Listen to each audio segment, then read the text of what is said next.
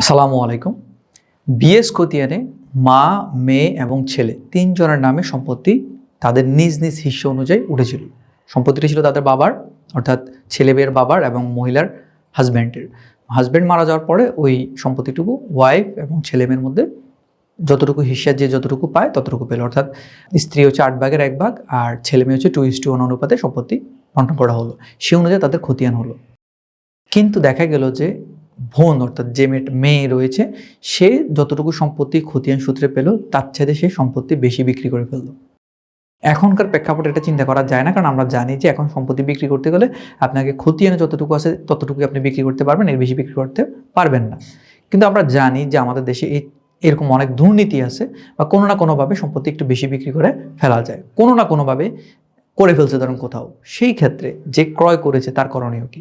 কারণ বোন যদি তার হিস্যার চেয়ে বেশি সম্পত্তি বিক্রি করে সেক্ষেত্রে তার ভাই এবং তার মা অবশ্যই সেখানে ভ্যাটও দিবে। কারণ হচ্ছে তাদের যতটুকু সে বেশি বিক্রি করলো ততটুকু কিন্তু এদের দুজনের কাছ থেকে চলে যাবে। এখন তারা তো স্বাভাবিকভাবে তাদের অংশ ছাড়বে না, তারা সেটা ভ্যাটও দিবে। অর্থাৎ তারা নামজারিতে যখন বাধা দিবে তখন অটোমেটিক যে ক্রেতা সে বাধাগ্রস্ত হবে। ক্রেতা যদি ওই আগেও খারিজ করে ফেলতে যায় সেই ক্ষেত্রেও পরবর্তীতে মিসকেস করলে মা এবং ছেলেরটাই ভ্যালিড থাকবে, এটা ভ্যালিড থাকবে না। কারণ উনি যার কাছ থেকে ক্রয় করছে তার ওই খতিয়ানে এতটুকু হিস্যাই নেই, সে যতটুকু বিক্রি করছে। এখন এই ক্রেতার করণীয় কি? ক্রেতার করণীয় সব সময় মাথায় রাখতে হবে, ক্রেতা যে কোনোভাবে ক্ষতিগ্রস্ত হওয়ার সম্ভাবনা থাকে জমি ক্রয়ের পূর্বে। এই কারণে তাকে সচেতন থাকতে হবে। কারণ বিক্রেতা কিন্তু শুধু আপনার কাছ থেকে গনে গনে টাকাটা নিবে।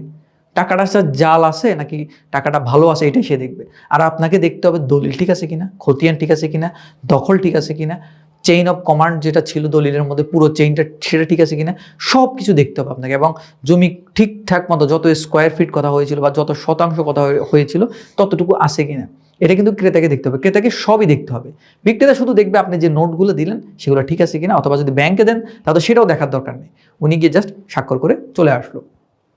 এখন ক্রেতা যদি কোনোভাবে বেশি কিনে ক্ষতিগ্রস্ত হয়ে থাকেন সেক্ষেত্রে ক্রেতাকে যে কাজটা করতে হবে, ওই যার কাছ থেকে ক্রয় করেছেন অর্থাৎ বোন, তার কাছ থেকে আপনি যে যতটুকু জমি ক্রয় করেছিলেন এবং যতটুকু টাকা দিয়েছিলেন কিন্তু আপনি শেষ পর্যন্ত যতটুকু প্রপার্টি খারিজ করতে পারতেছেন, এর অবশিষ্ট যতটুকু সম্পত্তি রয়েছে সেই সম্পত্তির জন্য যে টাকাটা আপনি পরিশোধ করেছেন সেই টাকাটা আপনি ফেরত চাইতে পারেন। পাশাপাশি আপনি চাইলে ওনার বিরুদ্ধে প্রতারণার মামলা দায়ের করতে পারেন। কিন্তু আপনি ওই যে খতিয়ান সংশোধন সংক্রান্ত যত ডিসকেস করবেন, আলটিমেটলি কিন্তু ওই যে মা আর ছেলে কাছে আপনি হেরে যেতেই হবে। কারণ ওনারাই মূল খতিয়ান অনুসারে সম্পত্তিতে ওনাদের যতটুকু হিস্সা ততটুকু ওনারা থাকবেই। আপনি বরং চেষ্টা যার কাছ থেকে কিনছেন সে তার হিস্সার চেয়ে বেশি বিক্রি করছে, যেটা ওনাদের ফল্ট না, এটা ওই লোকের ফল্ট, এবং আপনি যে না দেখে কিনছেন সেটা আপনার ফল্ট। তো আশা করি বুঝতে পেরেছেন। ধন্যবাদ। আসসালামু আলাইকুম।